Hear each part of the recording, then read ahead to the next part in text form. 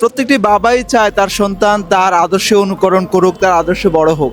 আপনি কি চাইবেন আপনার সন্তান শিবিরের সাথে কিংবা বাংলাদেশ জামায়াত ইসলামের সাথে যুক্ত হোক?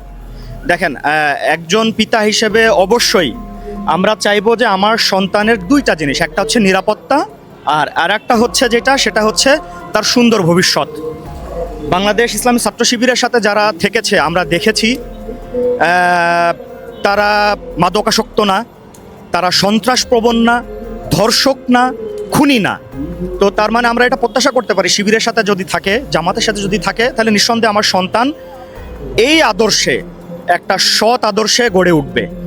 পাশাপাশি আমার সন্তানের ক্যারিয়ারের ব্যাপারটাও আমি খেয়াল করব।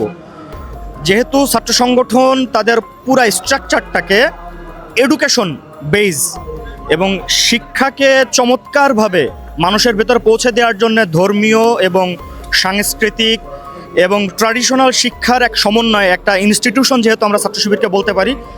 সো এই প্রতিষ্ঠানে বা এই শিবিরের সাথে আমার সন্তান থাকলে আমরা এটা প্রত্যাশা করতে পারি যে আমাদের সন্তান নিঃসন্দেহে ভালো মানুষ হিসেবে এবং তার চমৎকার ভবিষ্যৎ নিশ্চিত হইতে পারে। এই জন্য আমি অবশ্যই চাবো আমার সন্তান ছাত্র শিবিরের সাথে থাকবে।